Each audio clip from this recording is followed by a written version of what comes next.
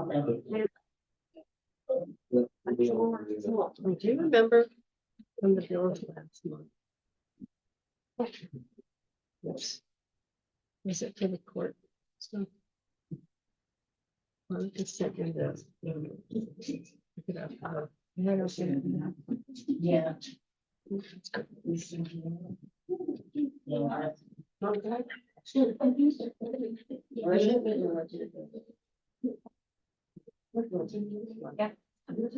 Yeah, the decimal points on it. So we pulled the check and Jim wrote a handwritten one. It's $120. Okay, that was one time. It was right in one spot, but it was wrong in another. It didn't carry the decimal point over. Okay, that's what I'm doing. Thanks. It was only $128. $12,000. $13,000. Yeah. So I emailed him this afternoon and said, I have that wrong. Up here, this. And I don't know what this is going on. But I talked These to are Steve. ones. Yeah, you saw it. No, this was that one mistake.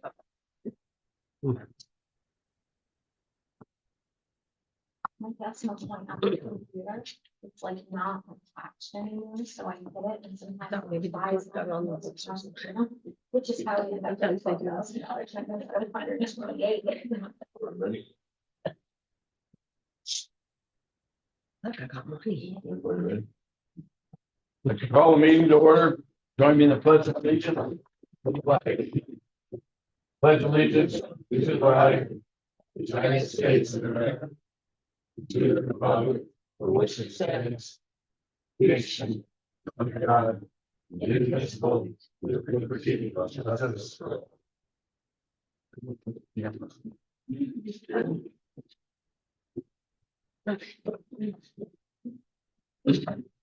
Roll calls.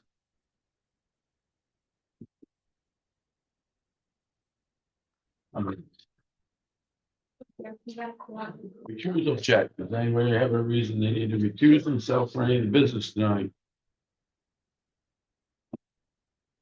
Nope. Minutes of the May town board meeting. Make a motion. I'll second. There was an adjustment in the minutes. Oh, right. In one spot, I have that Bonnie said it was a grant. And it was really a designation. Right. So if you all want to change that in your motion, just reflect the change that is, in your ballpark. Can you read the sentence? So I have it reading, this town also noted that the 200 towns who had applied for a piece of the $2 million grant, only 61 received the money, neighbor was one from only 2 from Columbia County, and it should read apply for designation. Pro housing designation.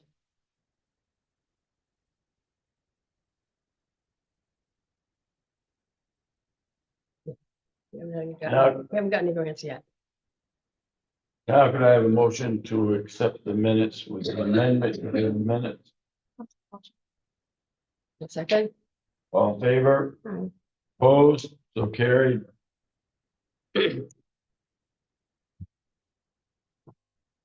Supervisors report.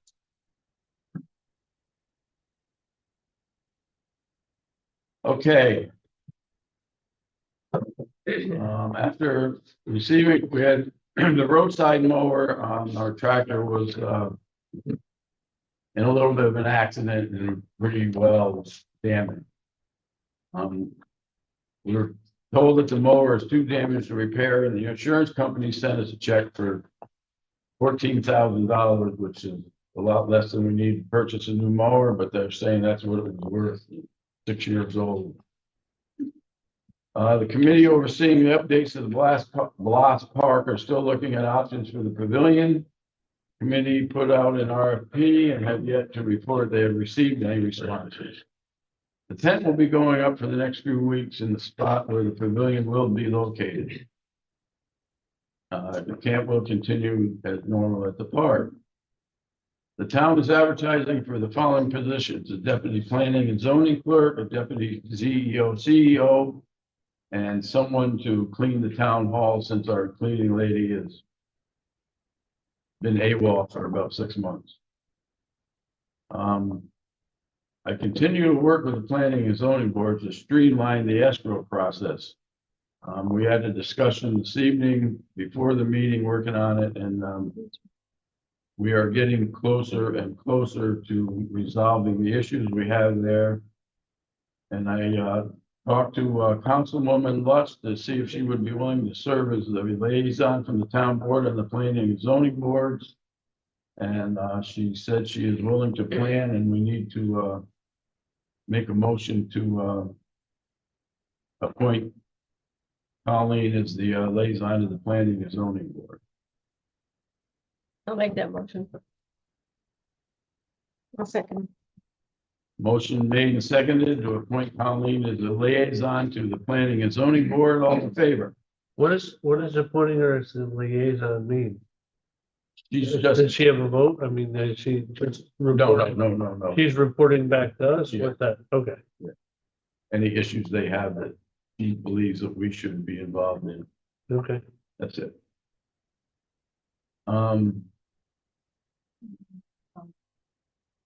We did vote, didn't we? No. All in favor? Right. Opposed? So carried. This is pretty much a lie, but I'm gonna read it anyway. I continue to assist the town clerk with cleaning out of stale documents from the vault. We are using the state records management manual to guide us in what we're required to keep by law. Basically, he takes the stuff and comes. Yes, she shreds it. I take it to the dumpster. That's my extent of the word. And we filled the dumpster 3 times already. I will be hosting another Cup of Joe with Jim on July 6th. I'll be at the Ankrum Little Store from 10 to 11. And I'll be at the Farmer's Wife from 11:15 to 12:15. Look forward to seeing all of you, and as always, my office door is always open. Truck body. What's not on here? Forgot the truck body. Oh. Sorry. We're in the end stages for the truck bond at Green County Bank. Closing is scheduled for Monday morning at 10:30. We'll be signing that, and we'll be getting the bond money for the new truck and the 2 dump bodies. Done now. Motion to approve the supervisor's report. make the motion. All in favor? Opposed? So carried. Highway superintendent's report. Okay, everybody knows we just finished yesterday paving Crest Lane and Town of Maple Lanes in Ackendale. Lost around $200,000, which we'll be paying for next month. That's all covered under CHIP state aid.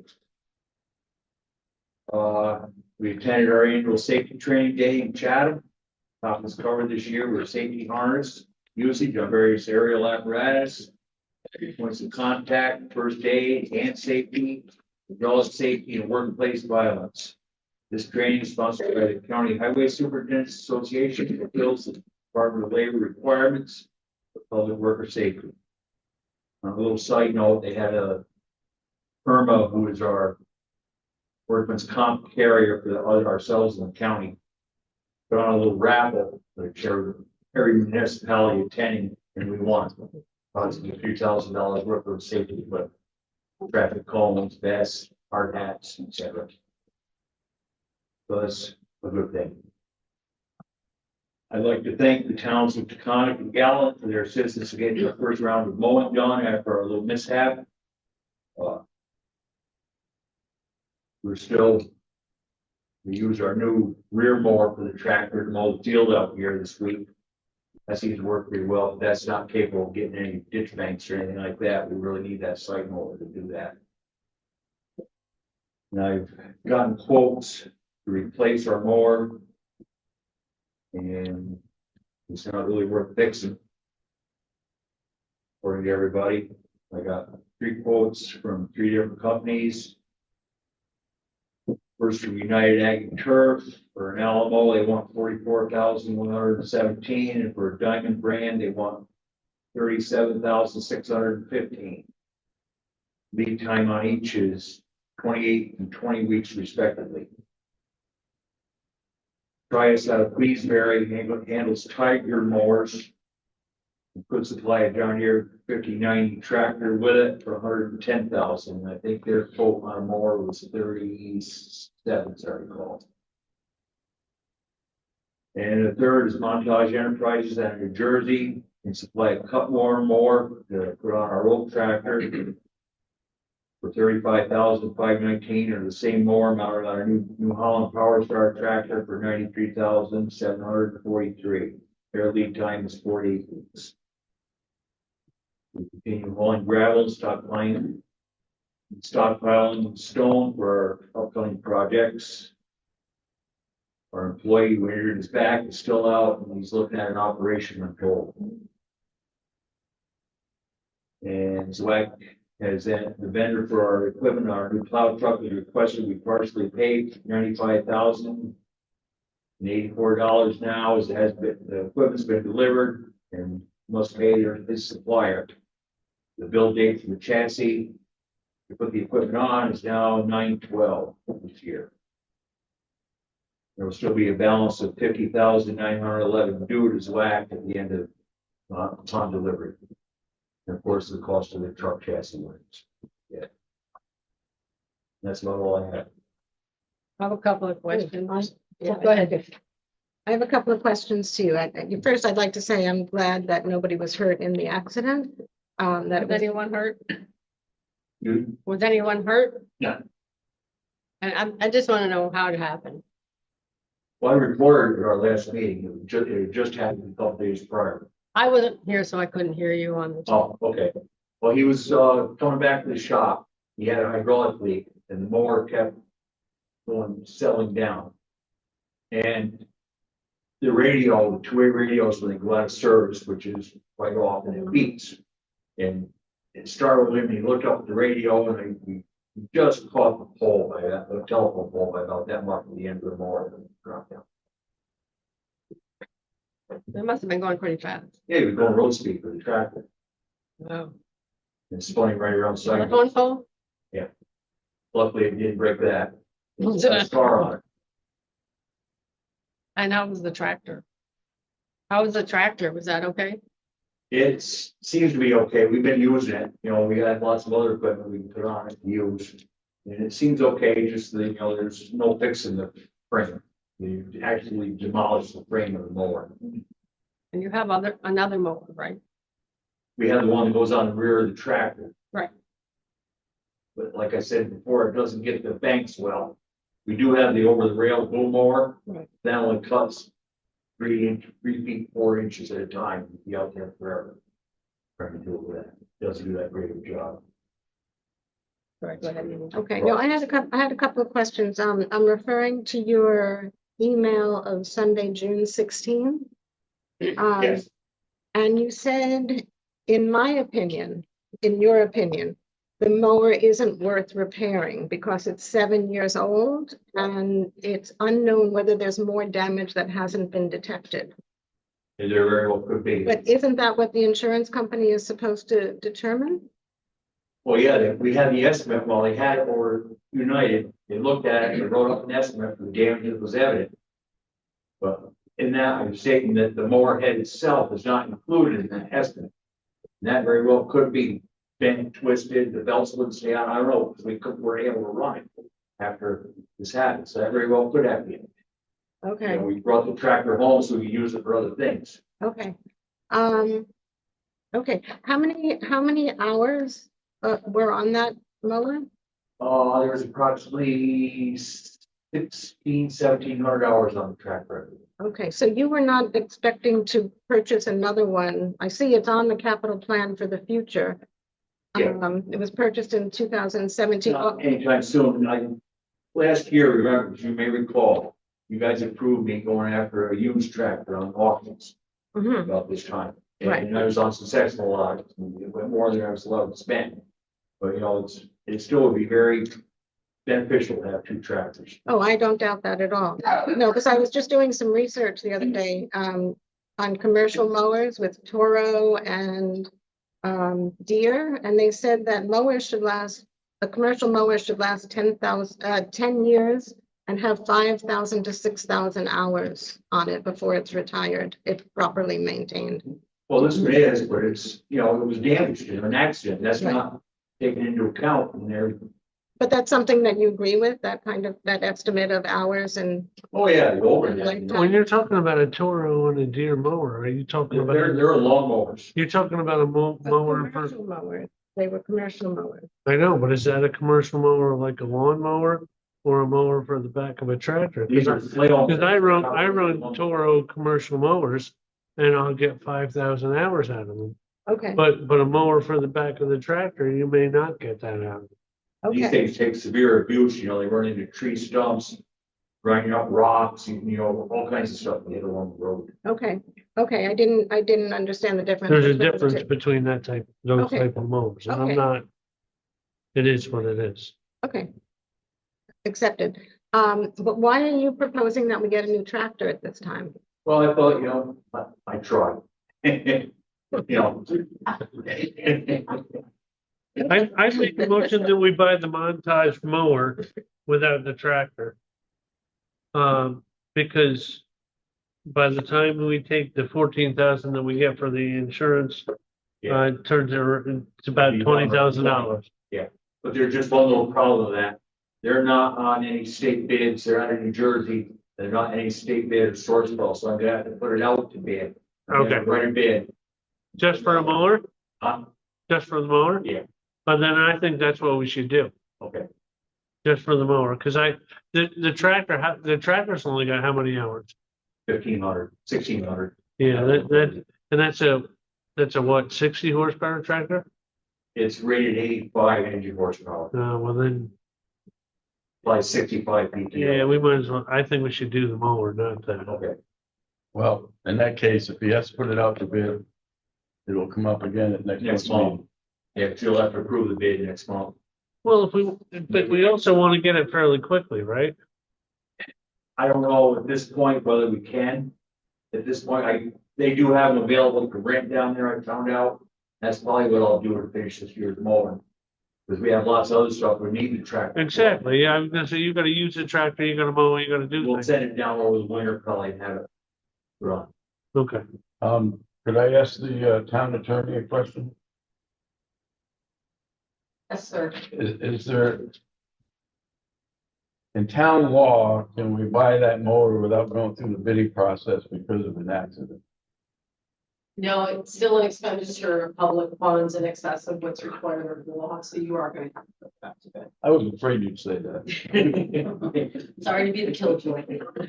What's the, Sorry, Jen. what's the threshold for the bidding? I don't know off the top of my head, but it's either 15 or 20. Yes. I mean, It's going. I yeah. think it's 20. I think it's 20. But it's definitely more than, it's definitely not. Yeah. 35,000, no, that is chance. Do you have enough guys to run the mowers right now? You think- You're down a guy, do you have enough? Yeah, we're so down there too. We're gonna be for, I'm understanding he's gonna be required surgery. So how many do you have? 3 plus the part-time, the lawnmower guy. He'll get by, trust me. Pardon? He'll get by. We have in the past, our neighbor towns, you know, like I said, they lent us their mower, put on our tractor and we, came down with their tractor and put his house on, so. We'll get it done one way or the other. It may not be look as pretty as it has years past. When my brother did it full time all summer, No. is what it is. The state or county haven't been out yet, so. We have, We miss your brother. We miss your brother. you may. All right, motion to approve the highway superintendent's report.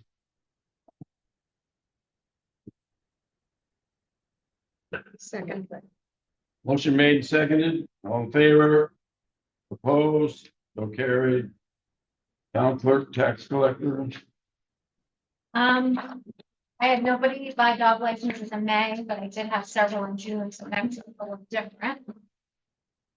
I took my tax roll up to the county treasurer. last week. I balanced, they let me know this week. Total, I collected 92% of my final goal for a sum of about 3.1 million. As Jim stated, we continue to work on the back vault. It seems like stuff's going out, but it doesn't seem like we're making a dent. I've shredded to date about 85 bags worth of old documents. These include old bills, duplicate documents. We had 50 years worth of old insurance policies. We had expired exemption paperwork going back to the 70s. Picking through, pulling out what might be historical, setting it aside, just going through one box at a time and pulling out what we have to keep and what can be gotten rid of. The records management program is about a 400-page book. So every time we have a question about something, I have to go through the book. Our KISS program is here for another week, next week. That's for the seniors to shred and the barrels. I don't think we filled one barrel yet. They really haven't been too active. So if you have anything that you need to shred, to bring them, that's provided by the county clerk's office.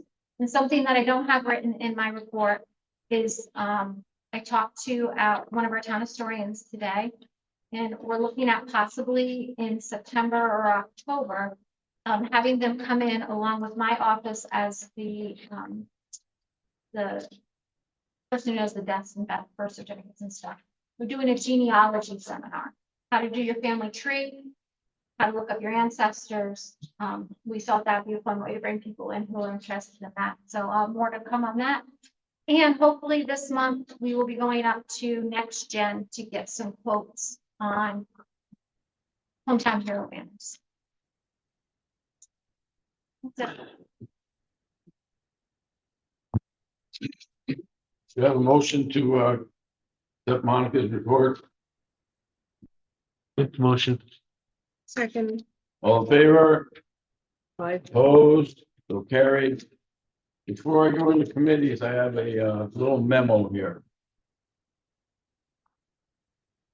Please take notice that beginning today, June 20, 2024, we will be strictly enforcing the 10-day policy for the town board meeting agenda. Any committee or board who wishes to present a report at the monthly town board meeting needs to have the report to the town clerk no later than 10 days prior to that month's meeting. Any reports or requests which come in after 10-day mark may not be placed on the agenda and might have to wait another month. The reason for this policy is to give time for the agenda to be set and the agenda and packet to be placed on the website, for the agenda and packet to be circulated to the public as well as given to our town board members to be reviewed prior to the meeting. Also, any bills to be paid on the warrant need to be to the town clerk no later than 5 days prior to the meeting. Any bills coming in after the 5-day mark may be subject to a month's wait, as they will be placed on the next month's warrant. The town board needs to know ahead of time any budget adjustments. If we do not have an accounting of all the bills for that month, we cannot accurately judge if we need to do budget adjustments. So, committee members and board chairs, that's the way it's going to work from this day forward. So please get your report in at least 10 days prior. And if you have bills, the week before. And then I will move on to committee reports. Building department. They're not here. And they put I in am. for who's I am. Dale, JL. Jay. Oh, JR. Anyway, there was a request put in for fee schedules changes. We haven't gone over that with the department head yet, so that's going to be put off for another month. Intersection report, Amy. Yeah, last month I mentioned that we had hoped to have a proposal in from the company GPI, Greenman Pedersen Inc. out of Albany, who came in and surveyed the intersection area. We did receive it on June 11th this month. It's quite a comprehensive proposal. The scope of work, it's a 16-point scope of work. It was circulated to the entire board. And I'm sure we can have a copy available for everybody to look at if you'd like. They're ready to start work and have recommendations to us in a 6-week period. After we give them after we sign the contract and give them the go-ahead, they are, their proposal includes a $14,000 fee.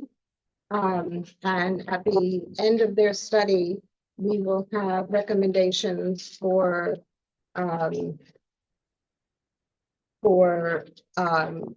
the revision of the intersection that would include from their gathering of pertinent and field data.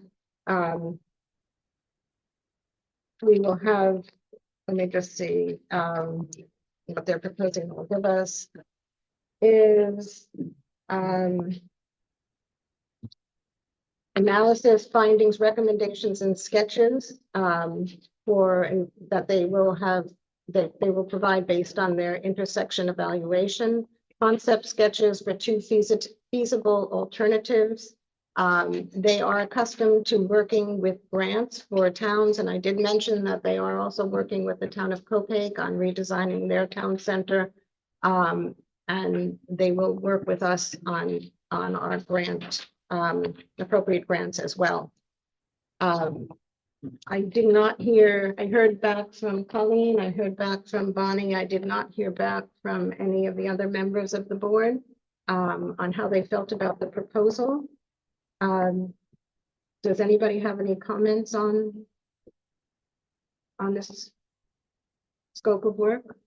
I'm looking at the proposal right now. And it says, it proposes a lump sum fee of $14,000. Right. And then, yeah, but it talks about additional work. It says if additional law authorized work, and it talks about different things, and it talks about a $240 an hour fee for a project manager. Only if we authorize it. If it's not covered. Well, if we within- vote for it, are we not authorizing it? No, it has to be, no additional work will be conducted without the client's prior approval. Everything within the 16-point scope of work is covered within the $14,000. If there's anything extra, that's the fee schedule, and we would have to approve it first before they did anything. That's how I read it. Right? It did not see that the way I looked on that thing, on their email. We all met with this engineer, and he was really terrific. He'd done all of his homework, and I'd never been to Ingram, but he could see, the scope of the problems, and he already understood that the memorial in the triangle is on the historic register and you could move it, but it would be difficult. I mean, he really understood. But that would be part of what they would be looking into. They would make contact with the Historical Society to see if that was even possible. Yeah. We reviewed with them all of the variables. Has anybody addressed the fact that there have been no serious accidents in that incident? Yeah, the state intersection? did. The state did. I understand that, but quite honestly, It's part of what they're gonna do. I understand that. I'm not trying to be. I've been involved in an awful lot of car accidents in the town of Ingram for the last 40 years. Mhm. There are multiple locations where we've had multiple deaths. And they haven't been there. So why are we not looking at those locations to re-engineer those locations? Why don't you bring them up? I don't know where they are. Well, that's part of the problem. Can I ask a question? How many times a month do you go through that intersection? Me, personally, Yeah, probably 10 times a week. okay. Because I gotta tell you, And it scares the bejeebers out of me every time I do. I'm certain of that, but I gotta tell you, I listen and I would hope that that, I've got a couple other members here, that listen to their pagers and hear calls. I hear calls all over our county every week, week after week. And there are a lot of places that have extremely serious accidents week after week after week in them. But that doesn't mean that our intersection, is there anybody here that doesn't believe that this intersection is hazardous? I didn't say it's not hazardous, but if you pay attention and negotiate it, there's a reason there haven't been serious accidents there. Luck, I would say. I would say Okay, it's all luck, you're right. But you're the one that has to witness all these large vehicles that can't make the turn and have to take time out of your day, and your people take time out to go in direct traffic and help. You're quite right. Get out.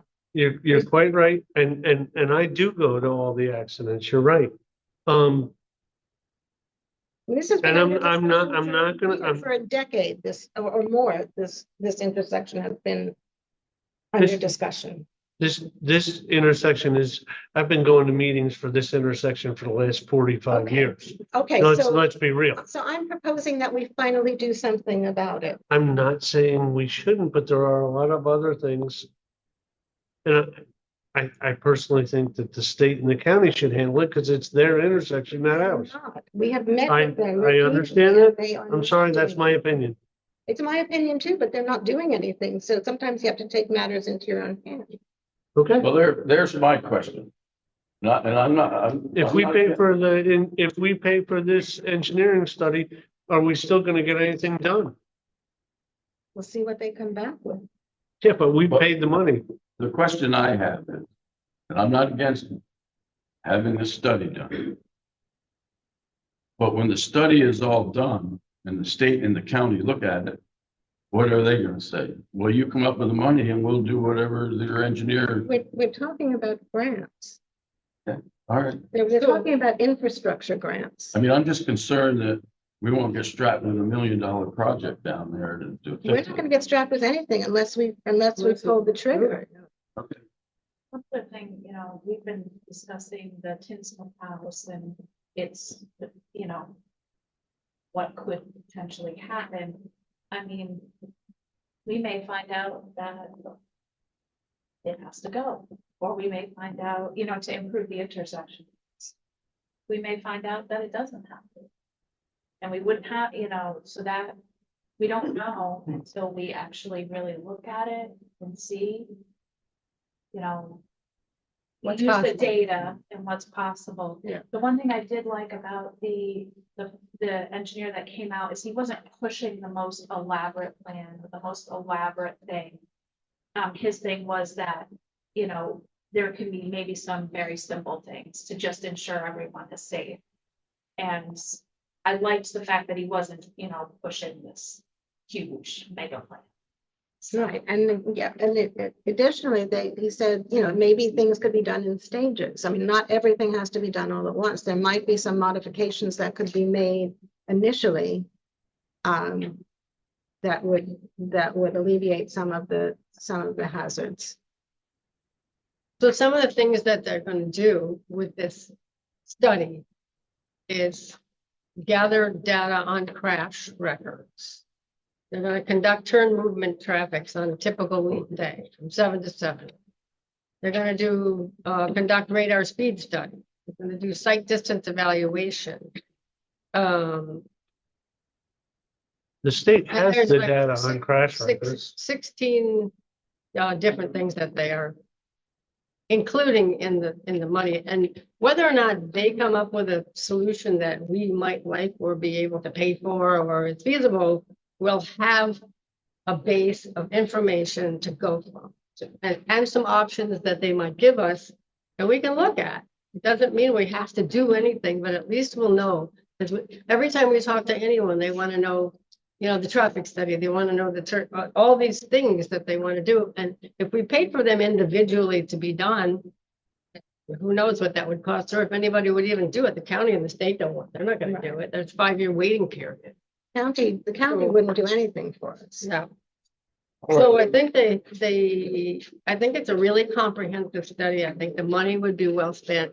And it's a place that we can start finally to find our way forward. Right, With some at very options. least, it's a jumping off point where we can move forward. All right, well, let's move things along and let's vote on the proposal. Did we get input on this or we have to wait after this vote? That's so wrong. You're gonna vote on this without our input. No, you don't. The town board issue. No, it's our issue. It's our money. Our issue, our money, you You do not get to discuss this. It's a town board decision. And if you don't like the town board decision, you know how that works. So if somebody would like to I offer would a make a motion. motion to accept the traffic study, the study from GPI for $14,000. I'll second it. Motion's made, seconded, roll call vote.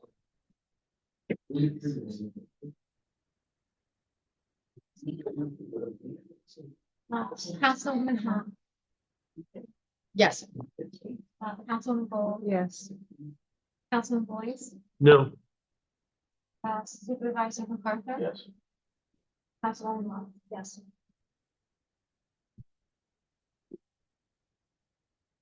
And then you speak to the landowners that are involved in this, just out of curiosity. Yes. Did you speak to? We're not open for public comment yet. That comes at the end of the meeting. What happened? Spending $14,000 and I haven't been involved. You can speak when we get to public comment. But you When voted. we finish, But there's an additional comment I'd like to make about that intersection. Frank Farina and James Kennedy spearheaded a meeting with the New York State DOT to investigate the problem with the clogged drain on Route 82. We had a meeting with It them. was a drain or a culvert, yes. Bonnie and I attended the meeting as well. This clogged drain causes flooding and icy roads during the winter and during heavy rains. The DOT did come out, they came out again and they unclogged it. There was a big piece of a chunk of wood that somebody had placed in the culvert that was preventing the water from channeling in its proper direction. So that should be fixed down. They should have Hopefully, that that'll problem. take Yeah. okay. Housing report, Councilwoman Hunt. Yes. Uh, So we had our monthly meeting on June 6th. We had a site visit on the Route 82 property we've been looking at with Hudson River Housing. And they're in the process of discussing the feasibility of the site with their development board. So we're waiting to hear back from them. We did hear back this week and they're not interested, but they're concerned about the building cost of what we might happen. So they're looking at some modular options and they're going to get back to us after that. We're waiting on the timeline for the application process for the accessory dwelling unit grant program. The county got $2 million. And that's later this summer, they're going to be coming out with the applications for people to build possible accessory dwelling units on their properties. Dave attended the county meeting and from there, the county land bank has the board of directors has approved the bylaws and appointed committees, and they've applied for funding from HCR. The Trillium Land Conservancy is still appointing board members and is working on the bylaws. Hopefully, Will, who's here tonight, will be on that board representing Ankrum. And they're doing more outreach to the communities. They're using the grants from Berkshire Taconic and consulting with Hudson River Housing in terms of structuring their efforts. The accessory dwelling unit plan is in the hands of RUPCO, which is the affordable housing developer. And they will be handling those grant applications once they come in, but it takes a while to get that in place. Regarding grants to our pro-housing designation, they're focusing on infrastructure and mixed use development. So some possibility of the school, so, that's it's not a dead subject just yet, so. And that's all I have for now. Thank you. Do we know how many people from the town of Ankrum need affordable housing? Yeah. We've been studying this for years and we don't Well, have. there's reports in the paper practically every day about median incomes and the differences between the price of homes and the median income. So you can do the math on how many people make enough money to buy the housing, housing cost. The median price of a home is over $400,000 now. So You're right, and there can was do a that. report in the newspaper about the intersection in town being the most dangerous intersection in the northern hemisphere, but I kind of doubt that. Okay. I'm good, let's go. David, I think the number, We should know that, we've been studying it for years. The number. Well, I asked the fire department and you haven't told me a number. We had a meeting and you weren't there. My mother And was you didn't, dying. I My know, but mother was dying and I I went to visit understand her. that, but you didn't like. All right. If you have a problem with that, then Pull this you back. keep bringing it up. Please. But David, the number is variable. I know, It but doesn't matter. Housing. I mean, we hear from the community members all the time who would love for their children to be able to stay in the community and they can't afford the prices as they are now. I mean, we hear this constantly. and what is the problem? It's property sizes most of the time. Can we move on? I can move, I'm good. Yes, please. Zoning chair, zoning revision committee chair, Carol Falsetti. No, I was on the agenda, it was 2 weeks thing, I just looked at it this afternoon. So the DRC is looking at the scenic corridor overlay zone. Last fall, the Conservation Advisory Council asked us to look at it. And they sent a bunch of suggestions on the law as it stood in petitions. And under the chairmanship of Hugh, we did the beginning part of the scenic corridor overlay zone law. And that involved intent. And we got several paragraphs of intent down under Hugh. And then we went over with Hugh on the uses, the prohibited uses, the exempt uses, the non-conforming uses, and the permitted uses. And then under Hugh, we went on to development standard.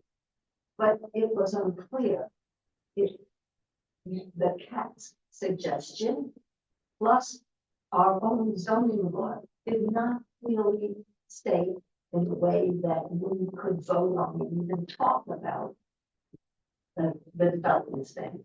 So it was sent back to CAT with questions. Please say what the problem is, what we want to do. And Erin Robinson, who was on CAT and on the CRC, and I worked 2 hours a week for a long time to take what was in the current law and CAT standard and made it, put it in a form on the development standard so that people could see it and understand it and vote, discuss it and vote on it. And we have been working with those development standards. There turned out to be 20 of them. We have done 9 with a lot of discussion. The process that we work on is this is the development standard, discussion, objection, approved. Thank you. Our ethics board chairman, Jack Lindsay, would like to speak to the board. And I'm one of the scofflaws that didn't meet the 10-day request, so. I'll let you get away with it this month. Sorry? I'll let you get away with it. Okay, thank you, I appreciate it. Actually, if I can tell my neighbors helping neighbors net very briefly, 2 things. I don't know whether you guys know that or not, but the free summer lunches that had been continued over the last 3 summers since the pandemic ended this summer. So it had kids that have been on that program through the summer out on their own. All the area Henrys are scrambling to try to get together a pool of food that's ready to eat, that can be handed out. There's a social worker on the hills is heading out there. There's a social worker at Beaver's doing the same thing and wants to find plans. If any of you all here of kids that are going hungry in the community, please give me a call. I'll direct them to the right program so they can get something like that. They can take shelf stable stuff that they prepare themselves. Okay. And then secondly, for neighbors, our scholarship program applications are ongoing. If you guys know any kids that are entering vocational school, community college, or first year college, please have them again. The application information is on the town website. It's been on the town newsletter. But we're still trying to make sure that everybody knows about it. We've had a really generous grant this year that enables us to increase the scholarships for the kid a bit. So again, we're just trying to get the word out. If you guys know any students, Ingram residents, please try to get in touch with us. They have until the end of the month to apply, and it's a really simple application. Okay, thanks. So ethics act. It's the ethics board's policy always been evident since we were formed, that if we get inquiries, whether they're actual ethical issues or not, I will then come and report that we've had 3 inquiries this month. They were not ethical issues, but we handled them. So basically, that's what I'm doing tonight. And in the course of making, trying to figure out what was going on, the people were coming to me about, I got some information that I thought would be interesting and helpful for you. And it has to do mostly with town minutes, municipal meeting minutes. I called the Association of Towns. I talked to the state controller's office, and I called 2 or 3 other. I actually talked to the state ethics boards. And got this really great handout. It's basically the text of a PowerPoint presentation that is focused on, what should be in minutes. And I'm not saying that mine doesn't know what should be in minutes. But I think it's a really useful thing that you guys might look at. I'm at Coach Bench. That's one suggestion. Secondly, in looking at hearing from everybody, it made me realize that Monica minutes, because she has to edit down what's being said in a meeting to a manageable thing that can be. But also, she's subject to maybe minutes in general. It can very easily do the editing of minutes, which is an issue. And so, one advice thing that I seem to get from everybody in all these offices was there's a very clear law and clear procedure. You all as board members configuring the minutes, agreeing to the minutes, that sort of thing. And there are minimum laws requiring it have to be in minutes, but there's no law that says you can't include other things in minutes. You all agree to it. And the sort of ethos on what I heard from people, everybody's opinion was that if you can be in agreement to include as much information as possible as to what happened during the meeting, it becomes a public record, and all of us like to know there is a public record. The other thing that was interesting, and I'll shut up, is that when any of us as citizens come and speak at a meeting, I think it's the assumption of all of us that we're coming to speak, we like some record that we were here and what we said. So even though it's not a law requirement that you record public comments, I think it might be a policy that you might want to look at and possibly expand as much as could be practically done, particularly if it's a public comment on something that then leads to a resolution, a motion, and a vote. That's all I got. Thanks. Let's talk about another member. Oh, yes, sorry. Last thing.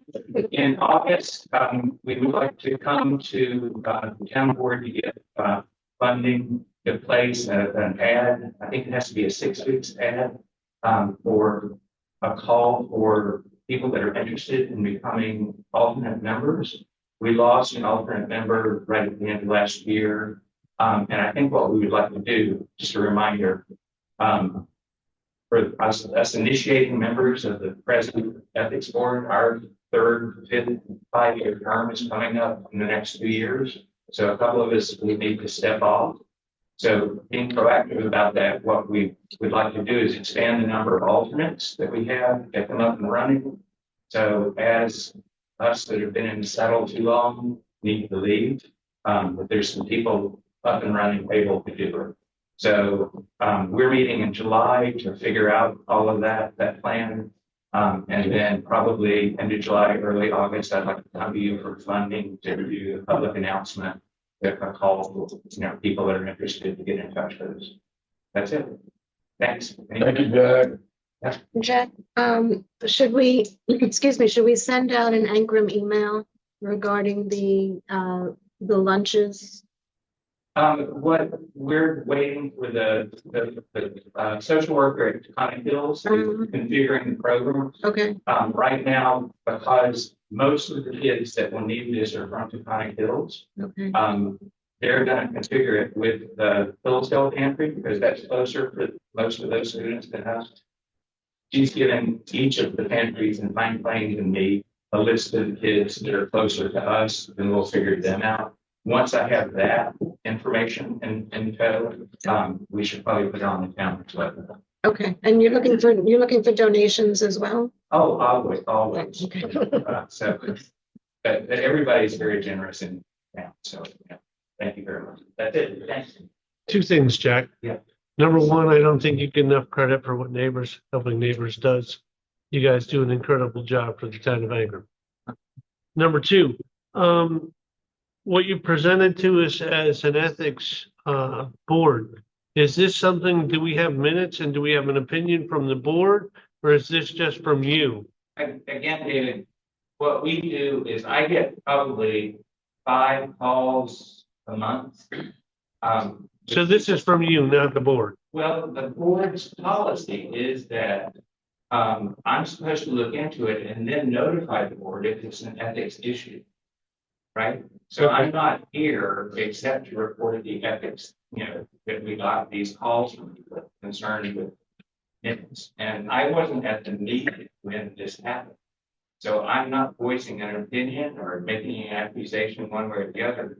I'm just trying to resolve what seems to be an appearance of a problem by giving you all some information. Okay. You answered my question. Yeah. All right, we'll move on. May I just say that you would prefer that all 5 members of the ethics board get involved in this in order for me to come to you. I would do that each month, but the pattern has been since we formed the ethics board that I make a report when we receive calls of concern, and that's all I'm doing. Perfect. All right, we'll move on to old business.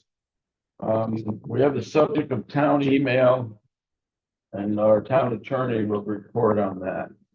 Good evening. In response to last month, we looked at, based on a question that Councilwoman Gold brought up, and actually, as a result, we looked to see whether or not there should be some type of limitation or policy on the utilization of the town's email chain.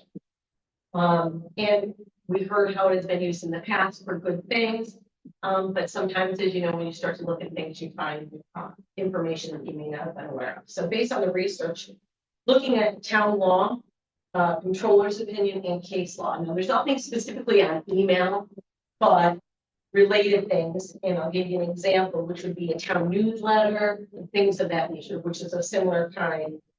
Based on the case law, allowing something that is paid for by public taxpayer dollars cannot be used for advertising or solicitation of funds on behalf of third parties. That would be a violation of town law.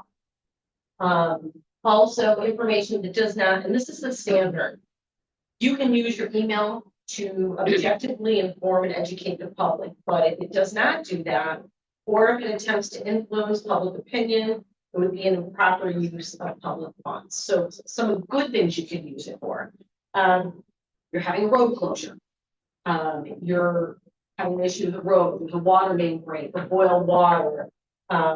Notification of your meetings, all of your meetings, where's location, if there's an adjustment in the hours of any of the building or services here in the town, that's another good thing. You want to talk about your pantry and that things that are going on, school things, those are all appropriate.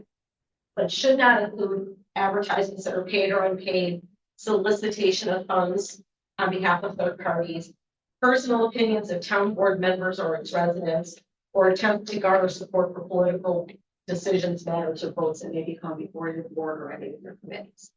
And those are based on some of the things that the comptroller's office has put out to give guidance. So you guys aren't the first ones to ask these types of questions. So if based on that, if the town board so desires, we could prepare a proposed policy for the town board to consider for next month. But I would defer to the guidance of this board as to how they'd like to proceed. Yes. So are you saying that a promotion of the new local liquor store is or is not okay? Well, it would depend on exactly what it provides for Councilwoman. I guess it would depend on if you're asking the community to come and see about an event that's open to the public and you're trying to get people to come, great. If it's you're trying to use the email to get people to come out because you're doing a fundraiser and you want to support the fundraiser. If it's not saying there's going to be something there, I think that that's okay. It's you just have to walk a fine line that you're not using governmental funds to support somebody else's fundraising efforts. I hope that's helpful. And if it's unclear, obviously we can look at it on a case by case basis. I mean, they do send out emails about their wine tasting, but or sometimes it's just here we are. Well, no, that's an event though, and that's talking about educating the public, because that's objectively informing or educating the public about events. I mean, there's been other emails promoting, the farmer's wife menu, that sort of stuff. It's not really. That I would be cautious about if you're supporting a private business. Right. That's where it gets sticky. I would say that based on what the comptroller has issued in the past and some of the case law, that would be probably not appropriate use of municipal and fund. I think it would be things like you're going to have something maybe at the town park, or it's supposed to educate the public about things going on at the end. So putting your agenda on there, by the way, is totally appropriate thing to do on any of your boards so people know what's going on. Well, someone doing a private GoFundMe page would not. I think that lies directly in the face of the violation of the law, and I know that it was done with the really best intentions at hand, but I think in the case, now that we've actually looked at the law, I don't think that can continue based on what that has to do with it. Sort of in a gray area. Not always the bearer of good news, but at least where you stand with the law. So I would defer to whatever the board asks me to do. If you'd like to draft it for consideration, I can do that. Or if you just want to take the information and proceed, I would defer to it as well. Any other questions? Comments in the board? Thank you.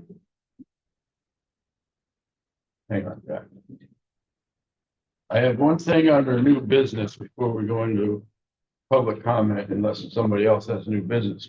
The thing I have is I was approached or through email from our insurance agent, Kirk Neller, that if we wanted to include earthquake coverage in our insurance policy. This came about because of that little earthquake we had, I don't know, was it 2 months ago or whatever it was. Anyway, the cost of this insurance coverage would be $285 a year with a $50,000 deductible. Insures for any earthquakes.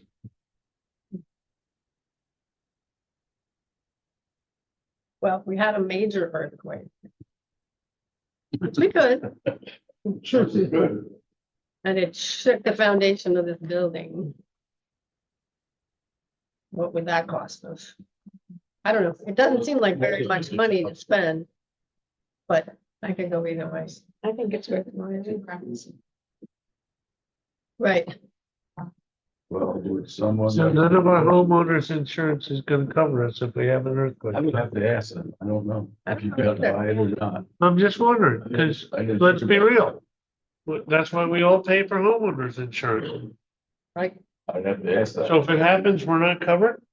You have to check your I policy. don't know. Well, I don't think we should vote on this tonight. We need to check it more. Fine with me. I don't think we'll have an earthquake in the next 30 days, All right. but it's just me. You'd like to make a motion? Make sure that's in the minutes. I make a motion to table it till next month. That's that. All in favor? Okay, Opposed? So carried.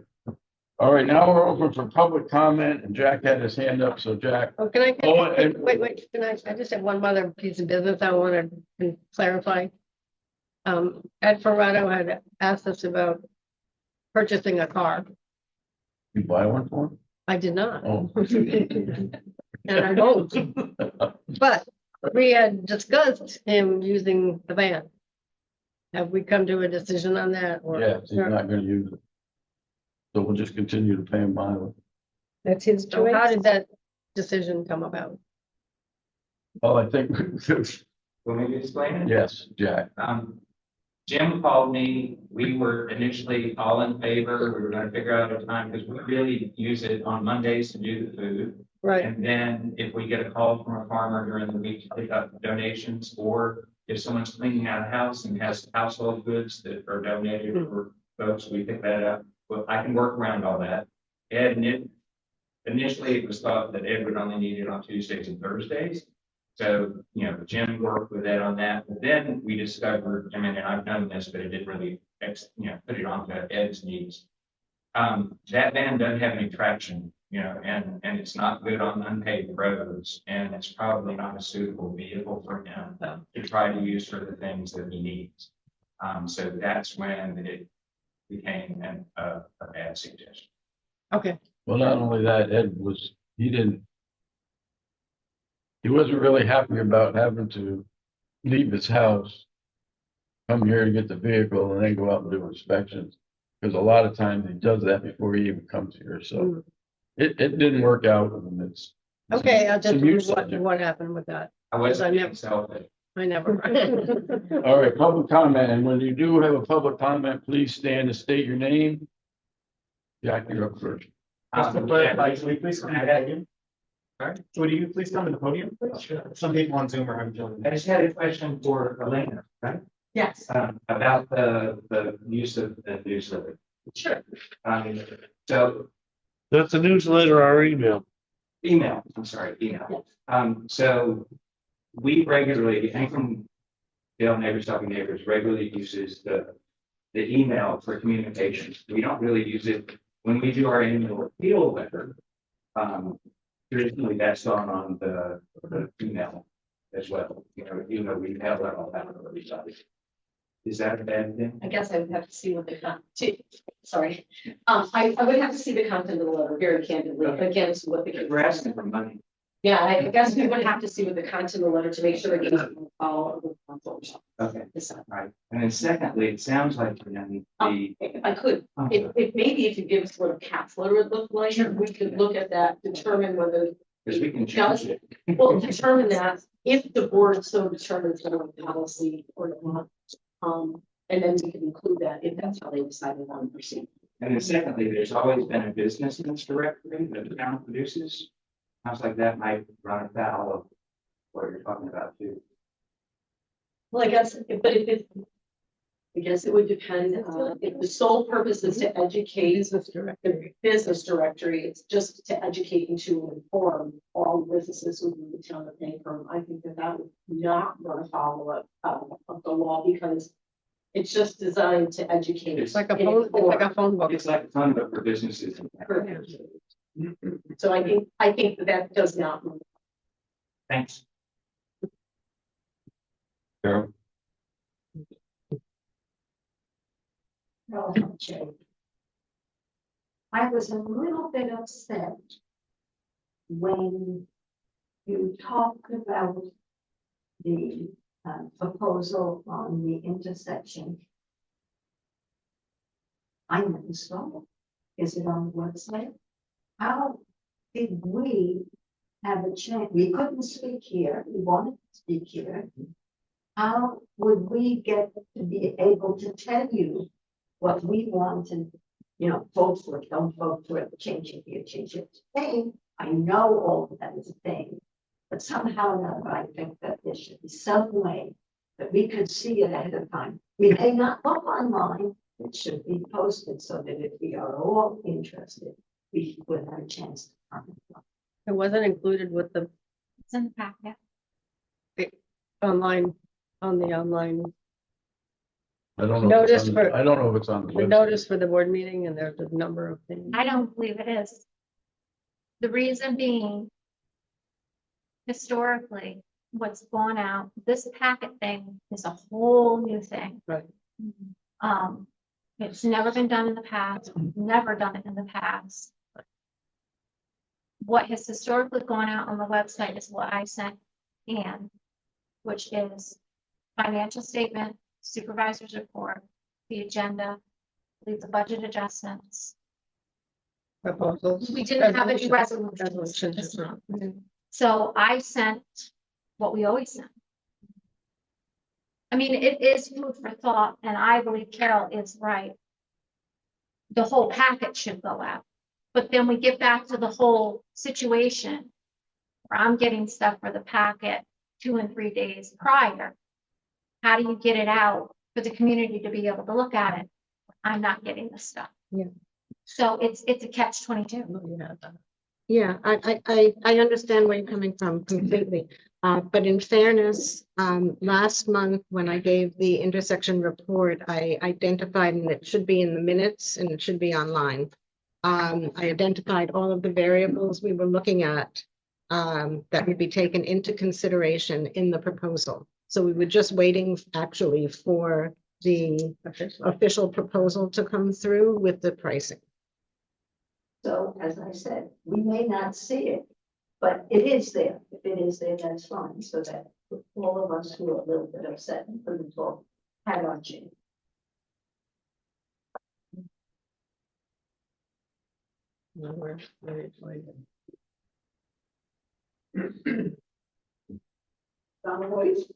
There's 3 things I'd like to discuss. First is the intersection. Who brought up the changes that thought the town should make? Who decided on it? These have been in discussion for months. The intersection was known to be a problem. People from the community that live around there and people from the community who drive through there on a regular basis came to us and said something needs to be done. Okay, so who came up with the ideas that could be done? Who discussed it with property owners in the area? How many property owners did you discuss with? The people that came to us with their issues were the ones that we listened to. And then we went first to the state, then to the county DOT. I understand that. And talked to them and showed them the situation. Everybody agreed that there was a problem. It had nothing to do with the homeowners per se. It has to do with the town's safety. How many of those people own property in that center that's going to be directly affected? I don't. No decisions have been made yet. I don't know what. Spend $14,000 to find out what you can do, and you don't even have an idea of what's going to cooperate with this and how many property. But I'm not sure that there are homeowners that are going to be affected, that their properties are going to be affected. Property owners. Well, we know we've been talking about the Tim Smith house property. Absolutely. We've been talking about the property across the street. Those are the only 2 properties, and we've been talking about the 2-way slip in front of Simon's General Store. Those are the only properties that. But when you talk about the Tim Smith house, that also includes my property because we own right up to. So no, you haven't come to me. You haven't talked to me. You haven't discussed what I would be willing to do to help this, or not to help for that. I would appreciate being talked to about this because it does concern me. And you talk about this museum or whatever it is, and where's that parking going to be? You know, it's gonna. Nobody's really talking about a museum. Yes, it was a letter I read, but anyway. I'm to the second thing. You're talking about affordable housing.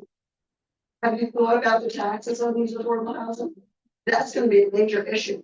Because you're talking about, putting up a house. And the taxes on a house in this area would probably be a killer. I mean, I can't imagine a person who can't afford a house can afford the taxes. It's true, I agree. And there's a bill pending in the New York State Legislature that would address that for affordable housing. It hasn't passed yet, but it's working its way through. So would that Because be with just that group of housing that you're putting up, or would that be all houses that are that requirement, or that size, or that?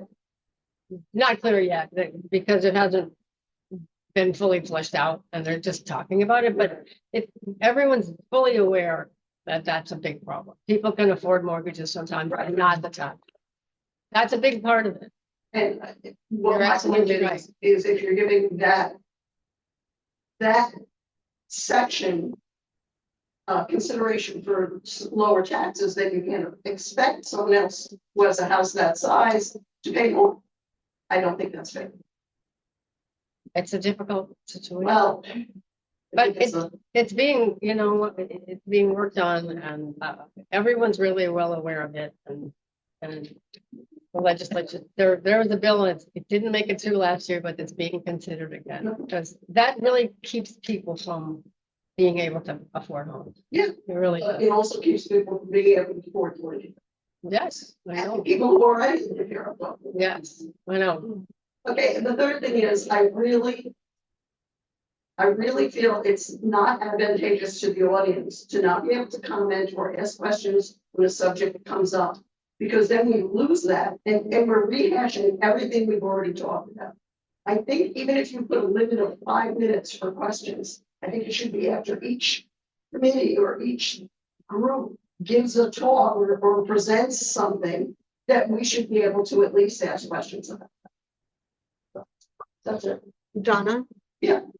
Just on the first matter, if you want to meet me for coffee over at the Little Store any day and discuss this. You can come down and see me. I'm there most of the time, but I really feel that you're listening to people who have no ball in this game. Love to You're listening to people, and I understand that. Believe me, I've lived with that intersection for many, many years.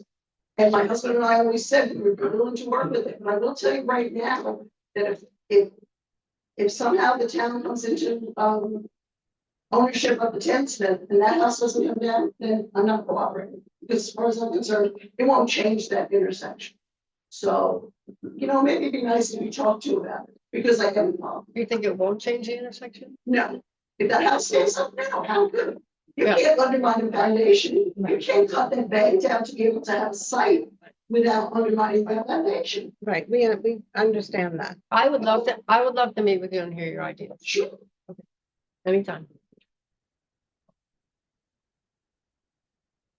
Justin, I don't even know where to start tonight. Did you just vote to spend that $14,000? Jim Stickle does a lot for this now. Volunteers, helps, never said a word. Anybody needs anything, I take care of it. The old Jim, y'all take care of this now. I've done more work than that this year on my own volunteer. Machines and time for this town. You just spent $14,000, and you could go down there with sensible guys, contractors, tape measures, laser. If the county engineer comes down, you can't, it's always a great success with that very thing. And figure out within 3 hours, that building's gonna have to go. Common sense, make that nice, that intersection. It's simple, take measures.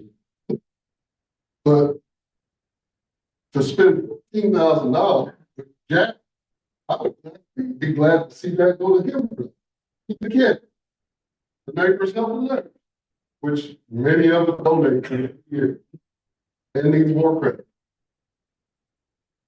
So if you're gonna spend that $14,000, we definitely have a problem. Anybody here agree with me with that? $1,000 to go down there. That has been studied since I moved here, 30 years ago. That intersection has been discussed, studied, designed. There's a full set of design, actually architectural prints with a roundabout down there in town. Well, That needs to stop. If we buy that Tim Smith house fine, you're gonna get rid of it. If you're gonna try to save that there, you don't have any support here, not from me. It's common sense. But this not being able to speak before you vote on it, that's gonna be a problem. So when I leave here, there's gonna be a lot of people gonna know that you can't speak before you're supposed to spend $14,000. When I know I donated more time to that. Especially her. That sounds great, y'all gonna talk about talking with her, but how many months you've been working on this? She joins that property, she's been here, you push her out. You two especially. Because she's not your political favorite, and we know that, that's fine. that's not fair. That is true, that's true. Move the other way. I Okay. have enough to say. Thank you. Ronald, why doesn't the lawyer step in and work with the county and the town over this instead of you guys? We're paying you a fee. Why isn't she stepping up? Stepping up to do what? Her jobs. If you can't get it done, her job is to go out to the county and make things work. You'd rather pay her to do that? You're already paying to be here. We're not here to go out there We're doing, and make it happen. we're doing that basically volunteer. No, it's not. All right. You don't do much for volunteer. Okay? Excuse me? You don't do much for volunteer. Oh, really? Yeah, I know a lot about what you do, No, you. but she gets paid, right? To do this work. Why is she stepping up to do it? I'm not sure what work you're talking about. To go after the town and the county to make it happen, and make them pay for this and get it done. Why do we have to waste more money? The June answer. Jim, you can answer. I don't really understand what you mean by paying her to go after the county. Her job is to go for them, to get them to go in and do the work on this. To get them to pay for it, get them to work on it. Instead, the town has to go do it, pay them money for it. Why? Is that true, Elena? Yes, the first thing I would say is, I would say to you is, does the county have a legal obligation to do this traffic study? I think the first question is you go to the state, they say no. And then the question is whether the county does. I don't really answer that on the top of my head, and I'm not gonna guess. What I do wonder is whether some of this can be done by getting the county engineer and give you some assistance. I don't know what that question got asked. It has been asked, and And I said, I don't know if it's been asked. we've had the state and the county DOT in, and the state tells us that they won't do anything. They have a 5-year backlog, and besides, nobody's died. So they're not interested in doing anything. Okay, so if nobody has died, you're not actually, The county- you're working on it. County told us to get an engineer, and they're the ones that recommended these engineers. They don't have the time or the manpower to do it. I think there's a lot more to it, but also. But quite honestly, they said, if you want to do something, you have to get an engineer and you have to study it. Yeah, They didn't say that it had to be done. They said, if that's what you want, you do it, you pay for it. That's what they said. They're not stepping up. What to Well, well, I just want to know why there's somebody here very happy to waste money. I don't consider it a waste. It is a waste of money. Do you have 14,000 to play with? I consider it an infrastructure enhancement. So are you willing to put up 14,000 of your own money? If the study works, then have the town reimburse you. If it doesn't work, are you willing to go out of pocket? No? It's not my, that's not my responsibility. If you're able to vote for it, you should have to back it up. Yeah. All of you who have been coming to these meetings for months have known that we've been working on this for months and months and months. Nobody, And agree that Jim hasn't been Stickle, working. Jim Miller, nobody has stepped up and said, I can do it. I have a tape This measure. man here has stepped up to do a lot for the town and But get he pissed has on. not, Okay, I understand that, and we all appreciate it. he just gets pissed on it. You're willing to throw $14,000. Excuse me, That's with not all the discussion surrounding the intersection that has taken place over the past many months, years. Nobody has come, Jim hasn't come up to me and said, you know, I. think Because it's- everybody has said. Okay. It's a time, it's not worth it. This is not getting us anywhere. We've already approved the engineering and it's gonna happen, so. So stop raising our taxes to pay for things. Stop sending us emails looking for money to support you. You're gonna waste it. It's not right. You don't raise your tax. I'm just saying we're time. All right, stop sending out emails looking for funding. It's not fair. Okay, we've all heard it. One more comment. I want each one of you, it's being Zoom. You can now go back and 100% spend the $14,000. You heard this comment. You can do that and not spend it. I want to hear your justification for spending that $14,000 or it could be used elsewhere.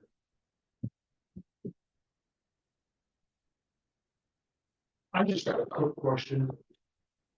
Just out of curiosity, William Day, correct? Most of you know me. What happens if we do this study, county, state doesn't do anything, and the town decides to get funding through grants?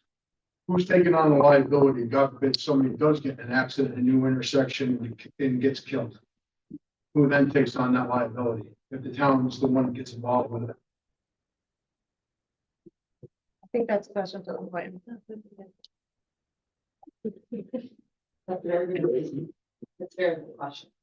It would depend. Obviously, municipalities have liability for design and structure, but I can't answer that off the top of my head as to whether if we were to do something like that, well, because quite frankly, you would obviously any change you would make would be subject to approval by not only the town, but by other entities as well as the grantee. So I don't want us to come here and be to Mr. Baker and say, oh, we'd be on the hook or we wouldn't be on the hook. They would be a lot of different factors. But I think at the end of the day, we're going to be the only agency looking at it. I will tell you, just knowing what's going on in different areas of the state, with lots of these skills coming into play, and people say they're so dangerous and other people love them. Most of those things when they happen have to get approval by other agencies. So I would say for sure that we'd be on the hook. But I don't want to be definitive and tell you that. I think it would be fair. Elena, correct me if I'm wrong, but just a few months ago, there was a situation in Dutchess County. It was in the newspaper, where someone was killed in an intersection that the town knew was dangerous. The town was sued for a lot of money because the town knew there was a danger in that intersection and it wasn't. Okay, well, I'm asking because I've been involved with emergency services for over 30 years, not in this town, but a neighboring town. So I just wanted to see, as a taxpayer, what liability we're going to have, if any. I think we Well, have liability now. No, it's a moot point. The state or the county is not gonna let the town of Ankrum do any work there. They won't let us, so we won't be doing any work there. So then why are we paying for the engineering? We have a state road council there, and we have a county. The county just told you, and the state just told you that they have no money to pay $14,000 for an engineer. Do you really think they're gonna put money into that intersection knowing there's no debts there? Do you really think that it's gonna be given to us for an intersection that has no debts when there are other intersections in other areas that do? I don't know the answer to that. I do, because when I was on the board, I stood there with the state engineer, the county engineer, and all the people on the board at that time, and they told us exactly that. And it hasn't changed. Nothing has changed. They're not gonna put that money in here, because we're talking about millions of dollars to change that intersection. Okay, I look at it. And it's not gonna happen. And we're just throwing $14,000 away to tell us exactly what we already know. And there are diagrams from when they did the comp plan and all of that for the intersection. Anyone else? Okay.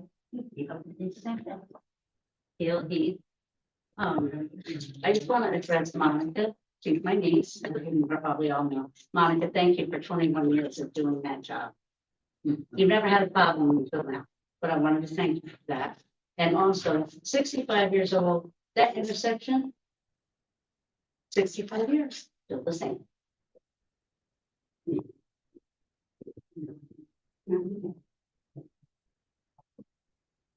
Okay, I need to, oh, sorry.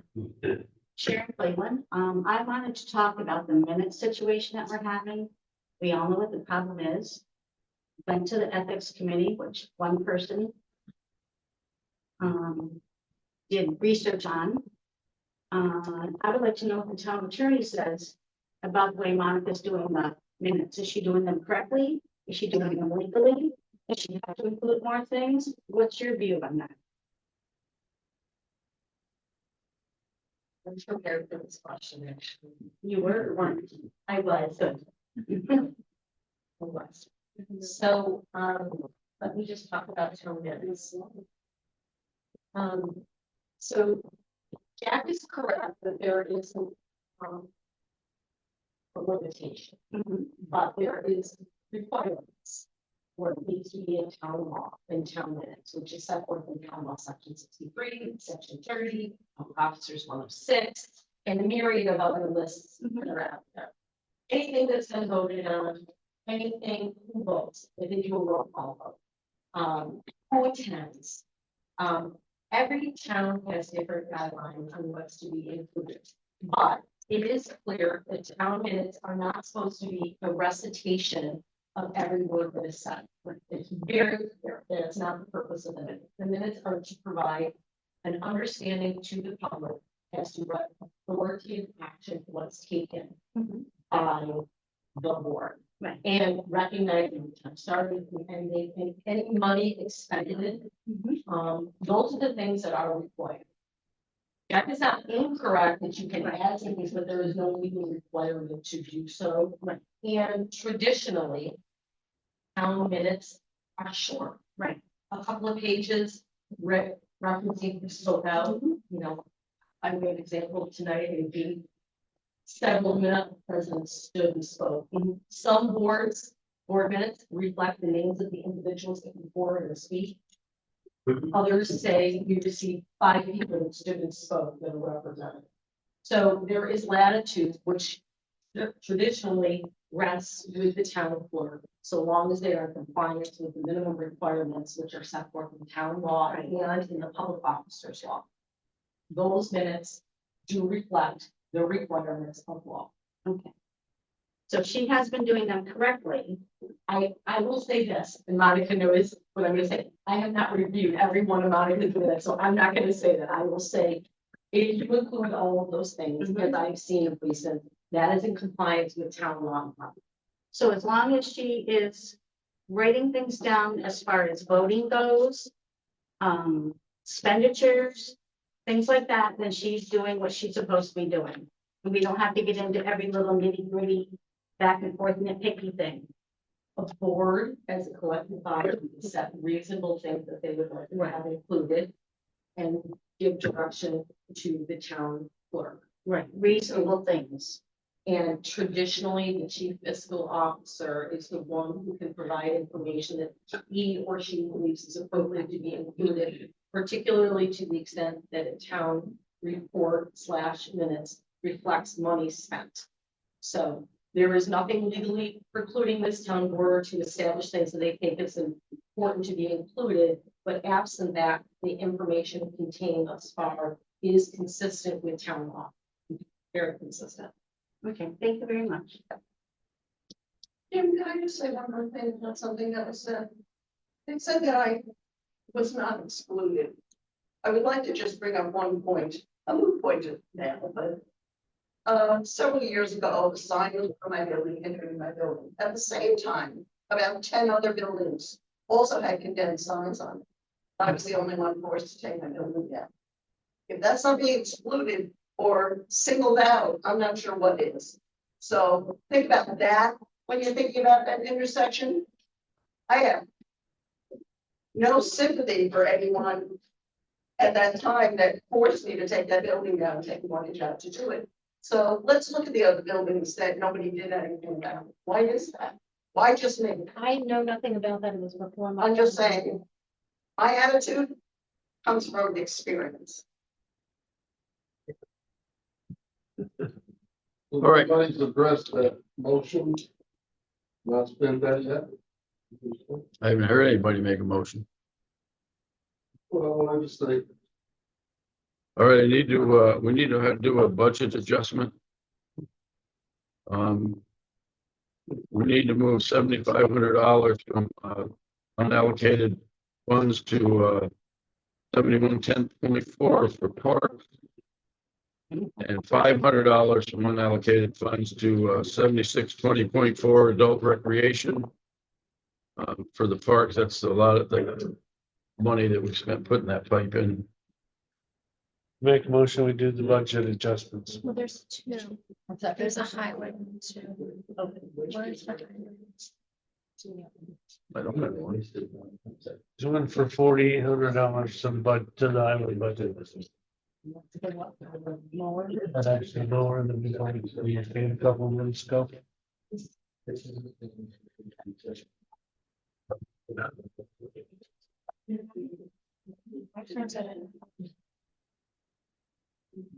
You know, I think the motion you pay the bills, the warrant, and whatever. What was it, 4,800? 51. 30.2.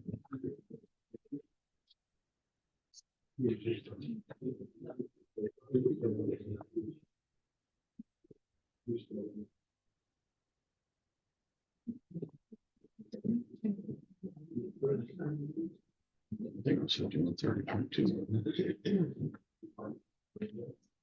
It is 4,800. It's from fund balance to equipment. It's to cover the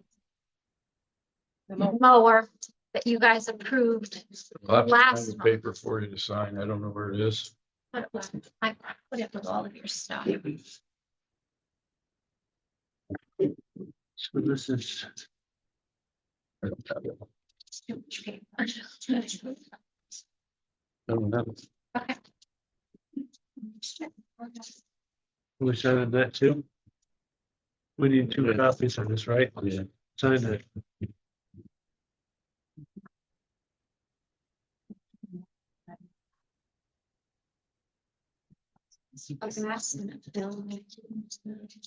You'll have to get it signed.